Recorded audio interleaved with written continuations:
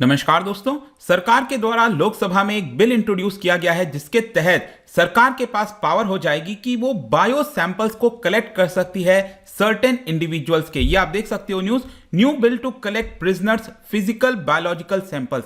यहां पर सरकार के द्वारा जो रीजन बताया गया है वो ये है कि देश के अंदर जो क्रिमिनलिटी है, जो क्रिमिनल्स हैं, उनको पकड़ने में बहुत ज्यादा सहायता मिलेगी। तो काफी कुछ जानने को इस वीडियो हम डिटेल से चर्चा करेंगे हर एक चीज के बारे में कि इसका यहां पर विरोध क्यों हो रहा है, यहां पर इसका कंसर्न क्या है और इससे क्या फायदा होगा। काफी कुछ जानने को है, चलिए आगे बढ़ते हैं। लेकिन उसके पहले ध्यान रखिएगा, कोई भी कोर्स अगर आप परचेस करते हैं स्टडी IQ पर, चाहे यूपीएससी, जुडिशरी, बैंकिंग या फिर stock market, simply use the code on Ankit 33। यहां पर आपको मैक्सिमम 33% का डिस्काउंट मिलेगा हमारे ऐप के ऊपर, हमारे वेबसाइट पर। इसके अलावा अगर आप MCQs अटेम्प्ट करना चाहते हैं तो मेरे इंस्टा पेज पर जा सकते हैं, वहां पर स्टोरीज में जितने भी MCQs हैं वो आप अटेम्प्ट कर पाएंगे। चलिए शुरुआत करते हैं और सबसे पहले हम देखेंगे अभी एग्जैक्टली हुआ क्या है। देखिए, कल सरकार के द्वारा एक बिल इंट्रोड्यूस किया गया है पार्लियामेंट में, लोकसभा के अंदर। कौन सा बिल है? बिल का नाम है क्रिमिनल प्रोसीजर आइडेंटिफिकेशन बिल 2022। तो इसके नाम से आप समझ पा रहे होंगे, क्रिमिनल प्रोसीजर आइडेंटिफिकेशन मतलब जो क्रिमिनल को पकड़ने के लिए जो प्रोसीजर होता है उसके अंदर आइडेंटिफाई कैसे किया जाए, उसमें ये यहां पर सरकार कह रही है कि हमें मदद मिलेगी। जिसके तहत यह बताया गया है कि पुलिस होती है हर एक राज्य के अंदर, इसके अलावा जो प्रिजन अथॉरिटीज हैं, जो प्रिजन को देखभाल करते हैं, उनके पास पावर आ जाएगा ये बिल पास होने के बाद कि वो कलेक्ट कर सकते हैं, स्टोर कर सकते हैं, एनालाइज कर सकते हैं फिजिकल और बायोलॉजिकल सैंपल्स जो कि उन्होंने कलेक्ट किया है। मतलब कि जो क्रिमिनल्स हैं जिनको जेल में रखा हुआ है या फिर जो कन्विक्ट हैं, वो मैं आपको आगे बताऊंगा किसका किसका कलेक्ट किया जा सकता है। लेकिन यहां पर जो फिजिकल सैंपल, जो फिजिकल बॉडी से रिलेटेड जितनी चीजें हैं, इसके अलावा जो बायोलॉजिकल सैंपल्स होते हैं जैसे रेटिना हो गया, आइरिस स्कैन हो गया, वो सारी सैंपल्स को भी कलेक्ट किया जा सकता है। तो ये लॉ है क्या? देखिए, ये लॉ को इंट्रोड्यूस किया गया था by ministry of state for home affairs, जो अजय मिश्रा जी हैं उनके द्वारा। और उनका यह कहना है कि यहां पर जो सर्टेन इंडिविजुअल्स हैं, जो कॉन्विक्टेड हैं, जिन्होंने ऑफेंस किया हुआ है, जिनको सजा मिली है, उनका जो बायोलॉजिकल पर्सनल डेटा है वो यहां पर हम कलेक्ट कर सकते हैं। लेकिन इसकी वजह से जो प्राइवेसी का वायलेशन है, जो स्टेट का सर्वेलेंस है, उसको लेकर काफी सारे प्रश्न खड़े हो रहे हैं। यहां पर बिल के द्वारा बताया गया है कि अथॉरिटीज के पास पावर मिलेगी कि जो कॉन्विक्ट हैं, जो अदर पर्सन्स हैं, जैसे कि मैं आपको बताऊं, यहां पर बोला गया है कि क्या क्या चीजें कलेक्ट की जा सकती हैं। जैसे कि आप देख सकते हो, फिंगर इंप्रेशन हो गया, पाम प्रिंट इंप्रेशन हो गया, फुटप्रिंट इंप्रेशन हो गया, फोटोग्राफ, आइरिस, रेटिना स्कैन, इसके अलावा आपके जो सिग्नेचर्स होते हैं, हैंडराइटिंग होती है, ये सभी कुछ, मतलब कि आपको आइडेंटिफाई करने के लिए यहां पर जितनी भी इंपॉर्टेंट चीजें होती हैं उसको सरकार कलेक्ट कर सकेगी इस बिल के माध्यम से। और इस बिल के तहत यहां पर एक और काम यह हो रहा है कि पहले का जो कानून था, एक 1920 का कानून था, आप देख सकते हो, आइडेंटिफिकेशन ऑफ प्रिजनर्स एक्ट। इस कानून के तहत यहां पर जो सरकार है उसके पास पावर था कि इंप्रेशन, जो फिंगर इंप्रेशन हो गया और फुटप्रिंट इंप्रेशन हो गया, ये दो चीज कलेक्ट कर सकती थी। लेकिन इसके अलावा यहां पर इस कानून में सरकार के पास पावर नहीं था कि बाकी चीजें भी कलेक्ट करके वो स्टोर कर सके, राइट। और इसी की वजह से सरकार कह रही है कि हम और भी सारी चीजों को कलेक्ट कर पाएंगे, क्योंकि आज के टेक्नोलॉजिकल जमाने में यहां पर आपको पता ही है कि क्रिमिनल्स को आइडेंटिफाई करना कितना ज्यादा यहां पर आसान हो गया है अगर हम टेक्नोलॉजी का इस्तेमाल करें। तो अगर हम इसका इस्तेमाल नहीं करते हैं, मतलब एक प्रकार से अपॉर्चुनिटी हम मिस कर रहे हैं। और एक बार हमें ये कलेक्शन हो गया तो जो क्रिमिनल्स होते हैं उनको आइडेंटिफाई करना काफी आसान होगा और देश के अंदर जो अराजकता फैलाते हैं, जो प्रॉब्लम्स क्रिएट करते हैं, उनके खिलाफ सरकार एक्शन ले सकेगी।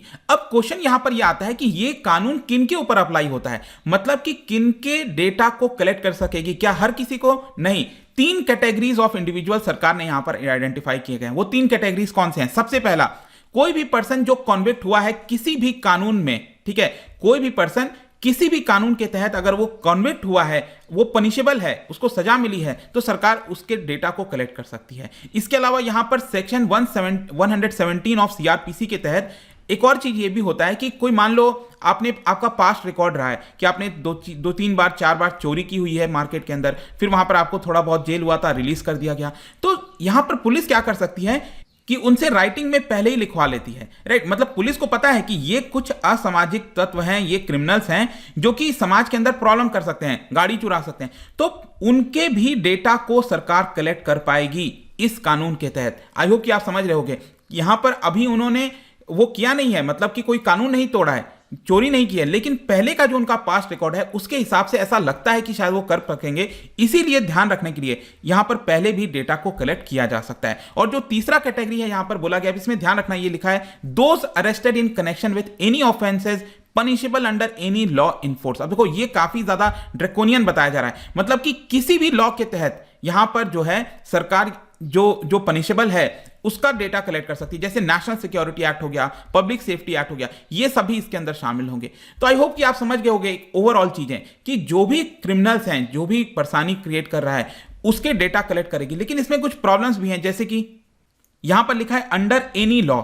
अब एनी लॉ को डिफाइन नहीं किया गया, वो मैं आपको आगे बताऊंगा। ये क्रिटिसिज्म में आ रहा है कि यहां पर जो टर्म्स इस्तेमाल किए गए ना वो काफी वेग है, अंडर एनी लॉ। तो ऐसे तो लॉ तो बहुत सारे हैं, सरकार कह सकती है हम इस लॉ के तहत भी यहां पर कलेक्ट कर सकते हैं आपका डेटा। तो ये थोड़े बहुत कंसर्न है। लेकिन अब क्वेश्चन ये आता है कि मान लो सरकार ने कलेक्ट कर दिया डेटा को, वो डेटा कहां पर स्टोर होगा, वो पावर किसके पास होगी? देखो आपने सुना होगा national crime record bureau NCRB, इनको ये पावर दी गई है कि जो भी बायोलॉजिकल डेटा कलेक्ट हो रहा है वो अपने पास रख लें। अब बायोलॉजिकल डेटा कौन कलेक्ट करेगा? जो स्टेट गवर्नमेंट है, यूनियन टेरिटरी की जो एडमिनिस्ट्रेशन है, या फिर देश के अंदर कोई भी लॉ एनफोर्समेंट एजेंसीज हैं, जो भी डेटा कलेक्ट करेंगी वो डेटा यहां पर नेशनल क्राइम रिकॉर्ड ब्यूरो की जिम्मेदारी होगी, वो इनसे ले ले, ताकि आगे चलकर उसी डेटा को जगह जगह फैला सकते हैं। आई होप कि देखो क्या मेनली क्या हो रहा है ना, मान लो देश के अंदर अलग अलग एनफोर्समेंट एजेंसीज हैं, स्टेट्स हैं, पुलिस हैं, बहुत सारे हैं। ये लोग क्या करेंगे, ये अपना डेटा सारा जो भी होगा नेशनल क्राइम रिकॉर्ड ब्यूरो के पास आ गया, तो नेशनल क्राइम रिकॉर्ड ब्यूरो के पास ये जो डेटा आएगा वो फिर पूरे देश के अंदर फैला सकते हैं कि वो पर्सन अगर दूसरे राज्य में जाकर चोरी करता है तो उसको इजीली आइडेंटिफाई किया जाए कि यही वो पर्सन है। ठीक है, और मतलब कि यह एक प्रकार का सेंटर का काम करेगी कि यहां पर डेटा आ रहा है, फिर उसको डिसमिनेट किया जा रहा है और उसको प्रिजर्व करना, डिस्ट्रॉय करना, ये सारी जिम्मेदारी नेशनल क्राइम रिकॉर्ड ब्यूरो के पास होने वाली है। लेकिन देखो अब इसमें प्रॉब्लम क्या है, प्रॉब्लम एक बहुत बड़ा ये है कि स्टेट से डेटा कलेक्ट करना है, पुलिस से डेटा कलेक्ट करना है। अब आप बताओ पुलिस किसके अंडर में आती है? ये स्टेट सब्जेक्ट होता है, जो शेड्यूल 7 है उसके अंदर स्टेट जो सब्जेक्ट है, स्टेट लिस्ट, उसके अंदर पुलिसिंग होता है। तो ये अब हो सकता है आगे चलकर स्टेट रिफ्यूज कर दे कि नहीं हम आपको डेटा नहीं प्रोवाइड करेंगे, तो ये थोड़ी बहुत प्रॉब्लम हो सकती है। इसके अलावा यहां पर कई सारे अभी रूल्स बनाने हैं, वो सरकार बिल को पास करने के बाद जब इसको अप्लाई किया जाएगा फिर उस समय सरकार रूल बनाएगी। लेकिन मैं आपको बता दूं इसमें ऑलरेडी बोला गया है कि जो भी डेटा कलेक्ट होगा वो 75 ईयर्स तक सरकार रख सकती है। तो ये एक इंपॉर्टेंट चीज है, 75 ईयर्स तक सरकार रख सकती है, आपके एग्जाम में आ सकता है, ध्यान रखिएगा। अब हम आते हैं कि इसको लेकर क्यों इतना ज्यादा कंसर्न, ऑपोजिशन पार्टी कई सारे लोग इसको लेकर कंसर्न उठा रहे हैं, उनका क्या कहना है? देखो सबसे पहला कहना है कि बहुत सारी क्लैरिटी अभी भी बिल के अंदर नहीं है। जैसे कि यहां पर एक तो फंडामेंटल राइट्स को ये इंप्रिंट कर रहा है, और इसके अलावा यहां पर आप देख सकते हो कि जो कलेक्शन है, मेजरमेंट लेना है, उसमें लिखा है कि कन्विक्ट्स एंड अदर पर्सन। अब कन्विक्टेड तो समझ में आता है कि मान लो किसी ने गलती किया है, क्रिमिनल है, उसके आप डेटा कलेक्ट करो, लेकिन सरकार ने इस बिल के अंदर अदर पर्सन डाल दिया है। तो कल सरकार इसका प्रोविजन का इस्तेमाल करते हुए किसी भी निर्दोष व्यक्ति का भी डेटा कलेक्ट कर सकती है। तो इसको लेकर क्वेश्चन रेज किया गया है। इसके अलावा जैसा मैंने आपको बताया कि सरकार कह रही है कि सर्टेन ऑफेंसेस के लिए यहां पर डेटा कलेक्ट किया जाएगा। अब सर्टेन ऑफेंसेस में कौन से ऑफेंसेस आएंगे? कल के डेट में सरकार कह सकती है ये भी सर्टेन ऑफेंस के अंदर आता है। तो ये जो क्लैरिटी है ना वो कहीं ना कहीं बिल में अभी नहीं है, इसको लेकर कंसर्न है। दूसरा यहां पर जो मुद्दा उठाया जा रहा है वो है कॉन्फ्लिक्ट विद फंडामेंटल राइट्स।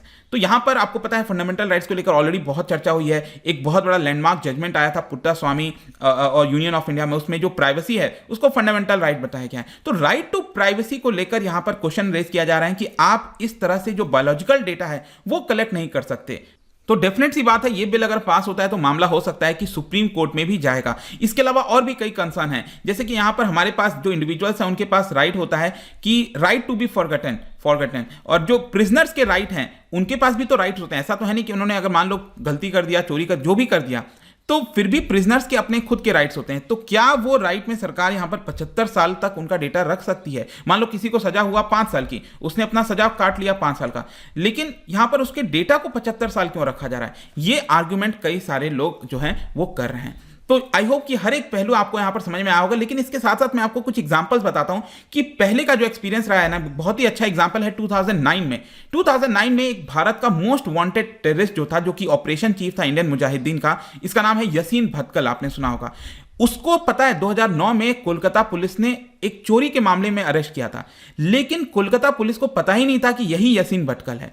चोरी के मामले में पकड़ तो लिया, लेकिन पता नहीं था, उसने एक फेक आइडेंटिटी बनाई थी बुल्ला मलिक के नाम से, ठीक है। और इसी को देखते हुए फिर कोलकाता पुलिस ने उसको कुछ दिन में छोड़ दिया था। पता नहीं था कि क्या वही इंडियन मुजाहिदीन का आदमी है, यसीन भटकल है। तो आगे चलकर जब उसको छोड़ा गया, आगे चलकर पता चला इसने पुणे के अंदर, मुंबई के अंदर सीरीज ऑफ ब्लास्ट कराए हैं। आप सोच के देखिए, अगर उसी समय उसको पकड़ करके रख लिया जाता तो शायद वो ब्लास्ट नहीं होते। फिर फाइनली नेपाल में 2013 में उसको पकड़ लिया जाता है। तो ये एक प्रकार से एग्जाम्पल बताता है कि ये जो डेटा है ये कितना इंपॉर्टेंट रोल प्ले कर सकते हैं देश के अंदर बॉम्ब ब्लास्ट होने से रोकने में, बहुत सारी चीजों में काफी मदद हो सकती है। तो कंक्लूजन में फाइनली मैं आपको बता दूं कि ऐसा नहीं है कि यही सरकार कर रही है। इनफैक्ट यूपीए के समय से यहां पर फिंगरप्रिंट को लेकर और बहुत सारी चीजों को लेकर एक इंटीग्रेशन बनाने की कोशिश की जा रही थी। जो crime and criminal network tracking network system है उसके अंदर इंटीग्रेट किया जा रहा था। लेकिन जो नई सरकार आई फिर 2014 में नरेंद्र मोदी जी की, उन्होंने फर्दर क्या किया कि फिंगरप्रिंट के अलावा और भी कई सारे जो बायोलॉजिकल डेटा हैं, चाहे आइरिस स्कैन है,